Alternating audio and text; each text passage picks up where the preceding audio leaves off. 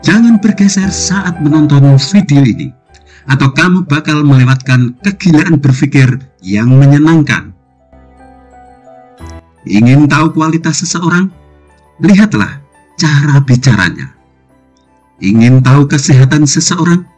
Lihatlah tuturnya. Sepertinya aneh, kan?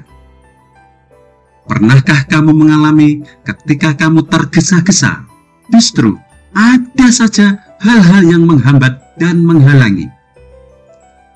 Pernahkah kamu melihat seseorang yang ketika sakit kepala, dia hanya bisa sembuh dengan merek obat tertentu? Padahal, obat dengan merek lain komposisinya sama, tapi tetap tidak bisa menyembuhkannya. Percayakah bahwa pikiran yang sakit dapat menciptakan tubuh yang sakit? Percayakah bahwa ketika Anda membicarakan kejelekan orang lain akan terpancar kembali ke tubuh Anda dalam bentuk penyakit? Percayakah bahwa pikiran yang sehat dapat menciptakan tubuh yang sehat? Ingin tahu kenapa demikian? Berbeda dengan pendekatan medis yang berpusat pada penyakit, psikologi kesehatan memandang manusia secara holistik, yaitu memandang adanya keterkaitan antara pikiran, tubuh, dan lingkungan dalam mempengaruhi kesehatan seseorang. Di era modern ini, kita semakin menyadari betapa eratnya hubungan antara pikiran dan tubuh. Keduanya saling terkait dan saling mempengaruhi satu sama lain.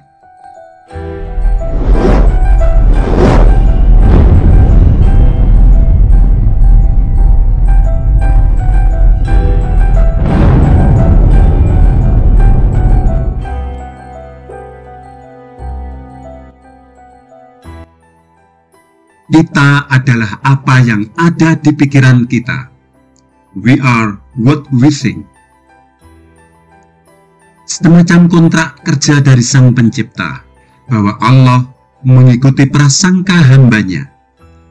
Kita diciptakan sebagai khalifah atau pemimpin dengan dukungan perangkat otak atau pikiran. Allah membebaskan kita berpikir apapun, dan Allah akan selalu mengikuti prasangka apapun dalam pikiran kita. Ketika Anda berpikir malas, maka tubuh Anda akan merespon malas untuk bertindak. Ketika Anda berpikir bisa, maka tubuh Anda akan merespon untuk bertindak. Dan uniknya, begitu Anda bertindak dan bergerak, hal-hal di luar diri Anda yang sefrekuensi dengan tindakan Anda tersebut akan ikut mendukung dan membuka jalan pergerakan Anda. Ada algoritma pada pikiran kita. Dia akan menarik hal-hal yang sefrekuensi yang kita pikirkan. Sebagaimana halnya YouTube yang kita pakai ini, ada algoritma dalam program aplikasinya.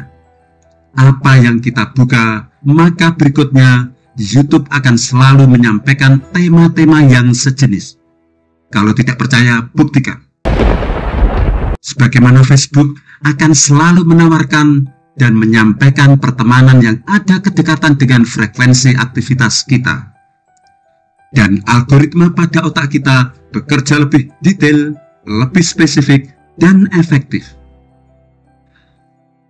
Ketika Anda mengeluh tentang sakit yang Anda derita, maka otak akan menerima sesuai informasi yang diberikan, yaitu mengeluh akibat sakit.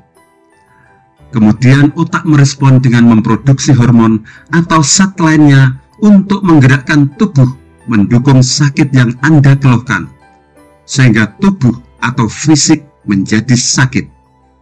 Bahkan penyakit itu akan semakin akut di tubuh Anda sesuai dengan yang Anda keluhkan, dan semakin parah karena ada algoritma yang mendukungnya semakin sakit. Dan tidak itu saja, yang sakit tidak hanya fisik, tapi ada yang lebih parah, mental Anda ikut sakit. Itu baru mengeluh, belum hal-hal yang negatif lainnya. Misalnya kebiasaan marah dan menyalahkan akan memicu penyakit jantung, tekanan darah, dan pernafasan. Kebiasaan menceritakan keburukan orang lain akan memicu otak memproduksi asam sehingga memicu penyakit lambung, pencernaan, dan hati. Selain pola hidup, pola pikir yang negatif dalam bentuk ucapan, tindakan, dan perilaku lebih dominan menciptakan penyakit-penyakit yang mengerikan, baik penyakit fisik maupun mental pada seseorang. Selain algoritma, ada juga peran neurotransmitter yang sangat penting untuk berfungsinya saraf. Neurotransmitter adalah pembawa pesan kimiawi yang memfasilitasi komunikasi antara sel saraf, sel otot, dan kelenjar. Di antara fungsinya adalah mengatur detak jantung dan tekanan darah, mengendalikan pernapasan dan gerakan otot, mempengaruhi pikiran, ingatan, pembelajaran, dan perasaan, mengatur proses tidur, penyembuhan, dan penuaan, memodulasi respons stres, mengatur kadar hormon, mempengaruhi pencernaan, rasa lapar, dan rasa haus. Menurut Otto Loewi, bahwa stimulasi saraf mempengaruhi organ-organ tubuh dengan melepaskan zat-zat kimiawi. Dan dengan cara seperti itu, penyebaran impuls dari satu neuron ke neuron lainnya dapat terjadi.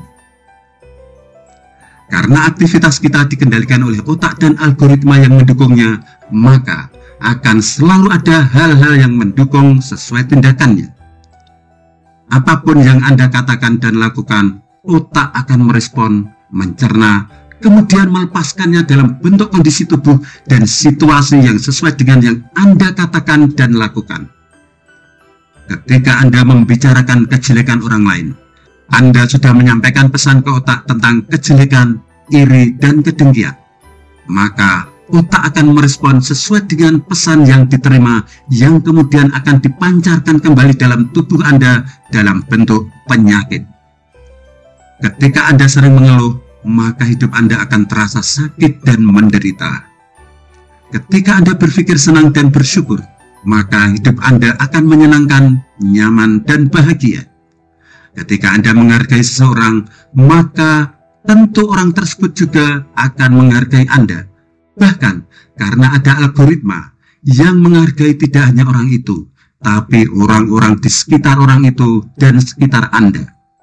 Algoritma itu nanti yang akan berkembang pada prinsip rezeki yang tidak terduga datangnya. Hidup seseorang lebih banyak dikendalikan oleh tindakan yang diulang-ulang yang kemudian menjadi kebiasaan. Repetisi atau pengulangan tersebut akan terekam dalam memori bawah sadar yang kemudian mengendalikan hidup orang tersebut. Menurut para ahli NLP, Neuro Linguistic Programming, dan hipnoterapi, sebenarnya hidup manusia 88% dikendalikan oleh pikiran bawah sadarnya. Sedang pikiran bawah sadar setiap orang selalu dominan diisi oleh pengulangan atau kebiasaan yang terbangun dalam perjalanan hidupnya. Itu yang kemudian mengendalikan seluruh aktivitas dalam hidupnya.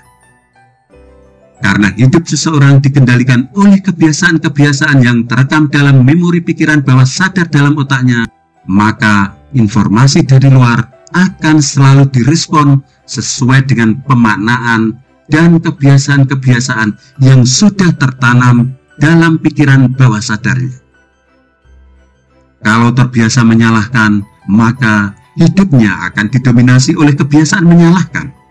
Kalau terbiasa mengeluh, maka hidupnya akan didominasi oleh kebiasaan mengeluh. Kalau terbiasa memerintah, maka hidupnya akan didominasi oleh kebiasaan memerintah. Dan kebiasaan-kebiasaan tersebut akan direspon otak yang kemudian dikembalikan dalam kenyataan dua sisi yang berbeda, positif atau negatif, bahagia atau menderita dalam perjalanan hidupnya, sesuai dengan kebiasaan baik atau buruknya. Kualitas komunikasi, tindakan, dan berbicara mencerminkan kualitas otak orang tersebut. Kebahagiaan hidup seseorang tergantung pada kualitas pemikiran dan kualitas komunikasinya. Keberhasilan hubungan seseorang sangat tergantung pada kualitas kata-katanya.